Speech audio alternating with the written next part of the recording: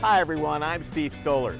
Did you know if you live in Plano, do-it-yourself waste disposal is available at 3 different transfer stations? The stations are operated by the North Texas Municipal Water District. They're located at 9901 Custer Road, 4030 West Plano Parkway, and at 1601 East Lookout Drive in Richardson. You can come here to drop off waste twice a month. Be sure to bring your most recent City of Plano water bill and a current Texas driver's license. You can drop off everything from bicycles, food waste, and furniture to grills, mattresses, and lawn mowers with the gas and oil removed. Construction and remodeling waste are also allowed, but residents will have to pay the posted gate rate. One tip, the Custer Road station is often busy. The lines are usually shorter at the Plano Parkway and Lookout stations.